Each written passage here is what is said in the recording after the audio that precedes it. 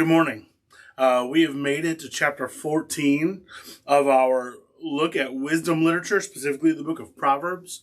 As we've gone through this series, we are looking at moments in Solomon's writings, specifically Solomon's writing in the book of Proverbs, where he's writing all of these proverbs to his sons, these wise things, these wisdom things that he knows and understands because God made him so wise. And he's writing these things, and we're kind of going through these chapters. And as we came to chapter 11, Solomon started just saying out these wise sayings, just kind of as they roll off the tongue, as they kind of come to his mind, he writes them down. And so since chapter 11, we've been taking not a deep dive look at the whole chapter, but small looks at individual verses inside of the chapters that I think are interesting, or that I find interesting, or I think have an interesting meaning. And we're continuing that today. So our first one is Proverbs 14:4. Where there are no oxen, the manger is empty. But from the strength of an ox comes abundant harvests. What's Solomon talking about here? On its face, it's about oxen and the work that oxen do, right? Oxen pull plows so that you can plant a crop that you can harvest, that some of that crop that you harvest, whether it's corn or wheat or straw, ends up in the manger to feed the oxen, right? That planted crops you harvest. If you don't have any oxen, if you don't have any oxen, you're not going to have anything in a manger for your oxen. But two, without oxen, you're not actually going to have a crop to plant. So what's being talked about here, I think is from my perspective anyways, it's important to understanding how things work together. What Solomon is describing here is this idea that if one piece is missing from how things are supposed to work, then stuff doesn't work right. If you're missing the oxen, there's not going to be a crop to harvest, and there's going to be nothing in the manger.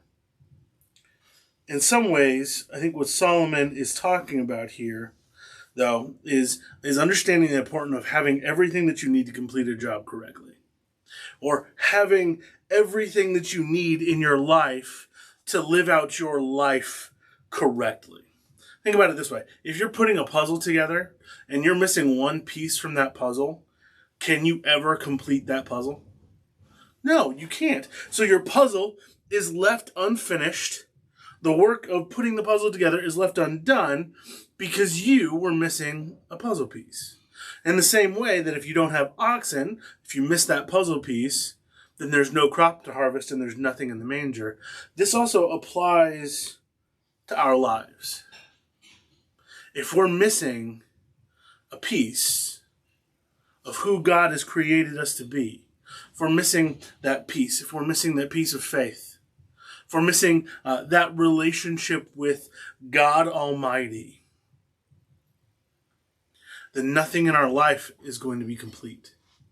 There's going to be this sense of emptiness, this longing in our lives for whatever it is that will bring us completeness. Proverbs 14, verse 10. Each heart knows its own bitterness, and no one else can share its joy.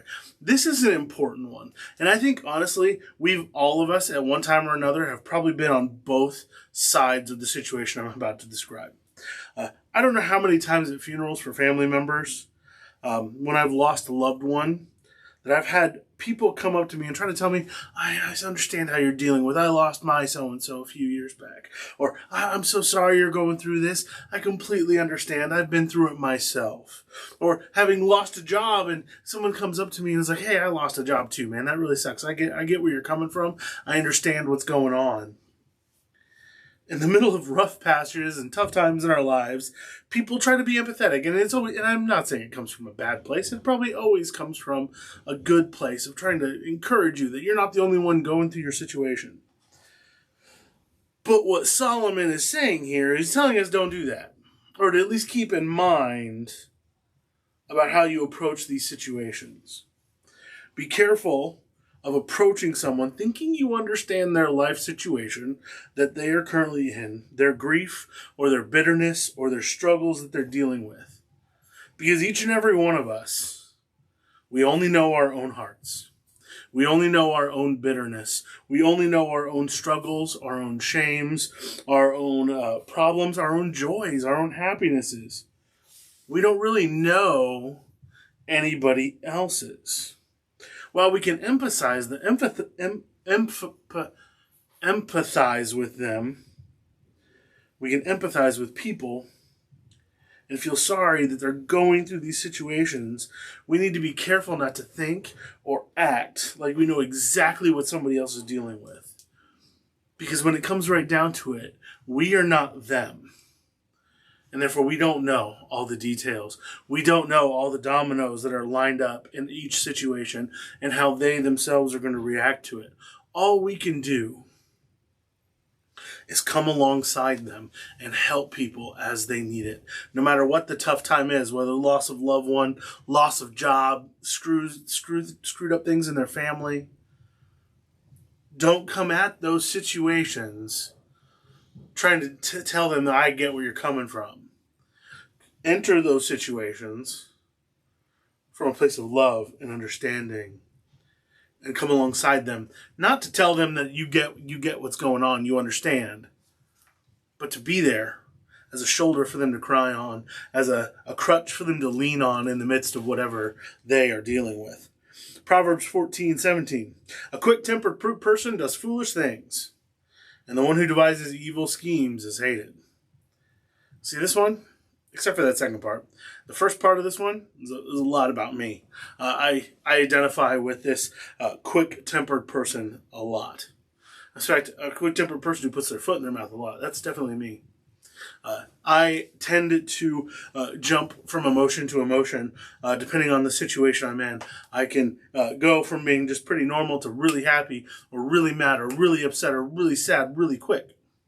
This is part of my just sort of inner nature of who I am. I'm quick to emotion, whether good emotion or bad emotion.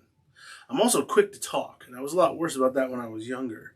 And in being so, in being quick-tempered, from no matter what the type of temper is, it can lead you to do some foolish things. Being quick to emotions can lead us to do foolish things. And it's important that we as Christians